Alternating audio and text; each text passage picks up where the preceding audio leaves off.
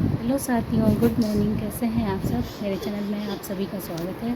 तो आज की मॉर्निंग हुई थी मेरी 5 बजे, क्योंकि 5:30 बजे मेरे हस्बैंड को निकल जाना था होम टाउन के लिए, और बेटा भी उठ गया था और मेरी बेटी भी साथ में ही उठ गई थी। तो हम बस पढ़ने बैठ गए थे और मैंने कॉफ़ी पी ली और फिर उसके बाद मैं पढ़ने बैठ गई। मैं सीटेट के लिए पढ़ रही थी, क्योंकि उसके लिए भी पढ़ना ज़रूरी है। और वो पढ़ने के बाद थोड़ा फिर मैं लंच बनाने लगी बेटे के लिए, और बेटे को मैंने लंच बना के दे दिया और बेटी के लिए भी दलिया भून के रख दिया और बनने रख दिया। बेटी सो गई थी फिर मैंने चाय पी, और चाय पीने के बाद फिर मैं फिर से पढ़ने बैठ जाऊंगी, क्योंकि आज हस्बैंड के लिए लंच बनाना नहीं है, तो आज मेरे पास टाइम ही टाइम है। तो मैं फिर से सीटेट के लिए लेके बैठ गई थी और मैंने बौद्ध धर्म पढ़ा था और फर्स्ट सिटी जो थी वो पढ़ा था। और वो सब पढ़ने के बाद फिर मैं देखती हूँ कि मुझे और क्या करना है। यही होता है दोस्तों कि हम जब किसी के प्रति बहुत ज़्यादा समर्पित होते हैं तो हमें लगता है कि हम कुछ भी नहीं है, बस हमारे लिए जो कुछ भी है सर्वोपरि हमारा वही है जिससे हम प्यार करते हैं। तो मैंने भी अपने हस्बैंड को बहुत प्यार करती थी मैं अपने हस्बैंड से। शायद मम्मी के बाद में सबसे ज़्यादा उन्हीं से ही करती थी, लेकिन उन्होंने कभी मुझे इम्पोर्टेंस नहीं दी। हमेशा ही अपने घर वालों, मानते हैं कि घर वालों से प्रेम होता है, लेकिन जो आपके लिए सब कुछ छोड़ के आई है उसकी भी तो थोड़ी बहुत वैल्यू होनी चाहिए। तो उन्होंने मुझसे शादी के बाद ही बोल दिया था कि मेरे लिए मम्मी पापा भाई बहन सबसे पहले हैं और तुम बाद में हो। तो सोचिए कैसा फील होता होगा, लेकिन फिर भी मैं चलती रही। मैंने कोई नहीं, चीज़ें ठीक हो जाएंगी धीरे धीरे, अभी नई शादी है, कोई नहीं। फिर धीरे धीरे टाइम बदलता गया और मैं ऐसे ही चलती गई। लेकिन धीरे धीरे मैं क्या थी, अकेलेपन और डिप्रेशन में जाती गई, क्योंकि मुझे कहीं से भी इमोशनली सपोर्ट नहीं मिल रहा था। बस मैं घर गृहस्थी के काम, और हम बेटा हो गया था तो बेटे के साथ अपने मन को बहलाती रही और ऐसे ही अपनी गृहस्थी की गाड़ी को आगे बढ़ाती रही। तो यही था फ्रेंड्स, ऐसे धीरे धीरे करके समय निकलता गया और मैं अकेलेपन और डिप्रेशन में धीरे धीरे जाने लगी। तो वहीं से निराशा मिलती है। तो यही फ्रेंड्स मेरे साथ हुआ था।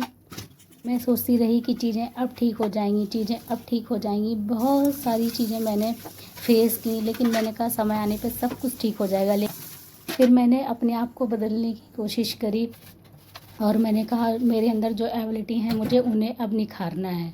तो मैंने सबसे पहले कोविड जब दूसरी वेव जो थी और वो थोड़ी कम हो गई थी, तो स्कूल वगैरह खुल गए थे, तब मैंने स्कूल ज्वाइन किया। और मेरे हस्बैंड जो थे वहीं थे, होम टाउन में थे अपनी मम्मी पापा के पास, और मैं यहाँ बेटे के साथ अकेली थी। तो मैं दिन रात रोती रहती थी, बस डिप्रेशन में थी।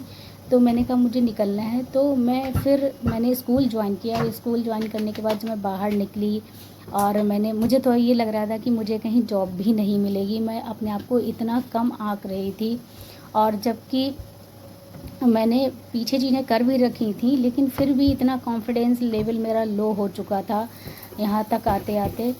तो मुझे उम्मीद ही नहीं थी कि मुझे यहाँ दिल्ली जैसे एनसीआर में यहाँ जॉब मिलेगी। लेकिन मैं निकली और मैं गई इंटरव्यू देने, और मैंने इंटरव्यू और डेमो दिया तो क्लियर हो गया और उन्होंने मुझे रख लिया। और जब मैं वहाँ पढ़ाने लगी, पढ़ाते रही, तब जब निकली 4 लोगों से मिली, तब मैंने देखा कि हाँ मेरे अंदर भी कुछ है, और मैं अपने आप को वैसे ही इतना कम आंक रही थी। तब धीरे धीरे मेरा कॉन्फिडेंस जो था बिल्डअप होना शुरू किया, और फिर मैंने सोचा कि अब मुझे धीरे धीरे करके आगे बढ़ना है।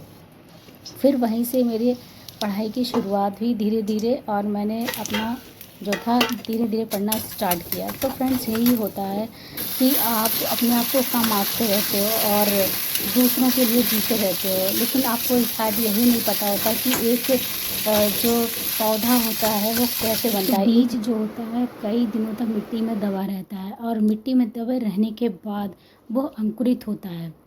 उसके बाद वो धीरे धीरे बढ़ता है और ग्रो करता है और पौधा बन जाता है, उस पर फूल आते हैं और फल भी आते हैं। तो फ्रेंड्स ऐसा ही होता है, हमें पता ही नहीं होता कि हमारे अंदर क्या चीज़ें छिपी हैं और हम क्या कर सकते हैं। हम बस उन्हीं चीज़ों में घिरे रहते हैं और दूसरों के पीछे बस भागते रहते हैं। तो यही होता है फ्रेंड्स, हमें अपनी एबिलिटी को पहचानना चाहिए। कभी कभी ये होता है परिस्थितियाँ हमें उस चीज़ पे लाके खड़ा कर देती हैं कि हम आगे निकलने के लिए खुद ही कोशिश करने लगते हैं। तो ऐसा ही फ्रेंड्स कुछ मेरे साथ हुआ था। और आज मैं धीरे धीरे कोशिश कर रही हूँ आगे बढ़ने की। और यही होता है दोस्तों, या तो आप उसी ज़िंदगी में घुट घुट के जीते रहो, और या फिर निकल के अपने लिए कुछ करने की कोशिश करो। यही होता ना कि धीरे धीरे ही हम कोई चीज़ कर पाते हैं। तो कहते हैं कि ये जो लाइनें हैं कि प्रतिदिन की गई एक छोटी सी कोशिश एक दिन बड़ा परिणाम लाती है। तो ऐसा ही होता है दोस्तों कि हम धीरे धीरे कोई चीज़ सीखते हैं और सीखने के बाद ही आगे बढ़ते हैं। तो फ्रेंड्स, आज के लिए मैंने बहुत सारी पढ़ाई कर ली थी और अपने दिन को काफ़ी अच्छा यूटिलाइज़ कर लिया था। और फिर उसके बाद में मैंने लगभग 2 बजे के लगभग मैंने पोंछा लगाया, सुबह झाड़ू लगा दी थी और पोंछा मैंने 2 बजे लगाया, क्योंकि आज मुझे पूरा फोकस पढ़ाई पर करना था। क्योंकि ऐसे ही समय चुरा मिलेगा पढ़ाई के लिए। झाड़ू पोछा तो हमको ज़िंदगी भर ही करने हैं और करते आए हैं। तो यही है फ्रेंड्स कि अपनी वैल्यू को बढ़ाने के लिए हमें कहीं ना कहीं से समय चुराना होगा। तो बस बेटा स्कूल आ गया और लंच वगैरह दूंगी, फिर उसके बाद में ट्यूशन वगैरह पढ़ाऊंगी। शाम को ट्यूशन वगैरह पढ़ाया और फिर थोड़ा सा रिवाइज़ किया साथ साथ मैंने, क्योंकि आज स्टूडेंट मेरी दूसरी जो थी वो आई नहीं थी। तो फ्रेंड्स, इसी तरह हमें धीरे धीरे आगे बढ़ना होता है। और फिर मैंने मेडिटेशन किया क्योंकि दिमाग काफ़ी थक गया है। तो यही होता है फ्रेंड्स, धीरे धीरे हमें अपनी एबिलिटीज़ को बढ़ाना चाहिए, अपने आप को कम नहीं आंकना चाहिए। और कुछ पता नहीं होता कि कब हम क्या कर जाएं। तो थैंक यू फॉर